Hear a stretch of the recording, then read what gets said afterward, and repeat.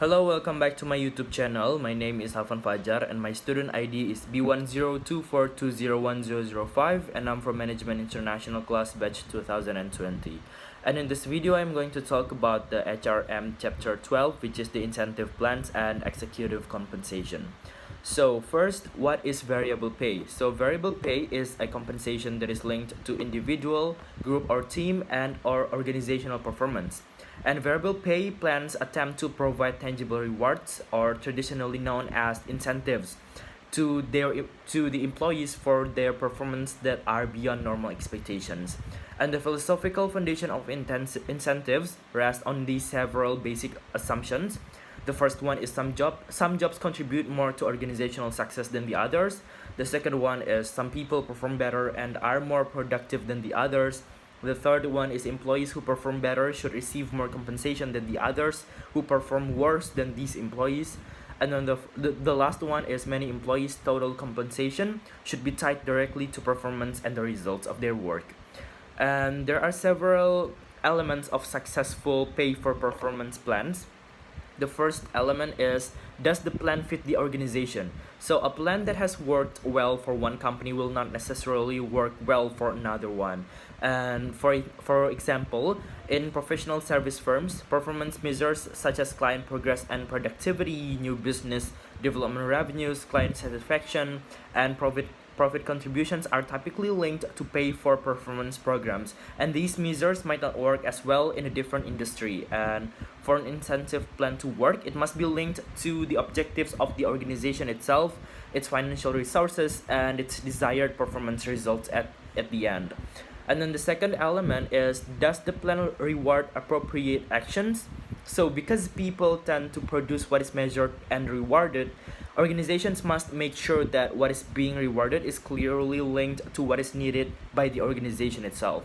And then the third element is the plan administered properly? So a variable pay plan may be complex or simple, but it will be successful only if the employees understand what they have to do to be rewarded by the company. And the more complicated a plan is, the more difficult it will be to communicate it meaningfully to the employees of the organization. And there are three categories of variable pay. The first one is the individual incentive. So these incentives are given to reward the effort and performance of the individuals in the company, and some common means of providing individual variable pay are piece rate systems, sales commissions, and individual bonuses. With individual incentives, employees may focus on what is best for them personally, which may inhibit the performance of other individuals with whom they are competing. So that is why there are some company that are prefer to use the second categories of variable pay, which is the group or team incentive. So the cooperation among the members may increase by using this kind of incentive. And the most common group or team incentives are gain sharing or goal sharing plans, in which the employees on a team or on an organization that meets certain goals as measured against performance targets share in the gains that they have. And then the third categories of variable pay is the organizational incentives.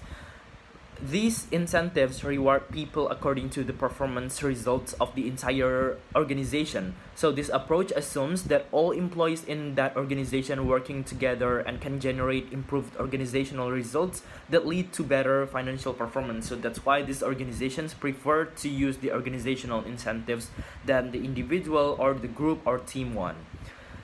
And then the next one is there is sales compensation. So sales compensation is the compensation that is paid to employees involved with sales and marketing types, such as salary only, straight commission, and salary plus commission or bonuses.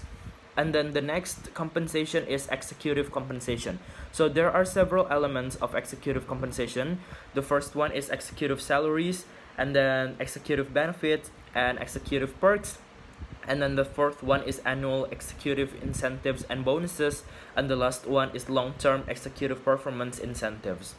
So in sum, I'm going to sum all of this chapter up. So variable pay, or also called as incentives, so variable pay and incentives are two same things. is compensation that can be linked to individual, group, or team and or organizational performance. And effective variable pay plans with both business strategies and organizational cultures appropriately award actions and are administered properly by the organization. And metrics for measuring the success of variable pay plans are very crucial in giving incentives to our employees. And piece rate and bonus plans are the most commonly used individual incentives in an organization. And the design of group or team variable pay plans must consider how the incentives are to be distributed and the timing of the incentive payments and who will make the decisions about the variable payout to the employees. And then the organization-wide rewards include profit sharing and stock ownership plans. So when you are going to give the rewards to the organization-wide instead of the group or team or the individual, the rewards are like profit sharing and stock ownership plans to the employees of your organization. And the sales employees may have their compensation tied to their performance on a number of criteria.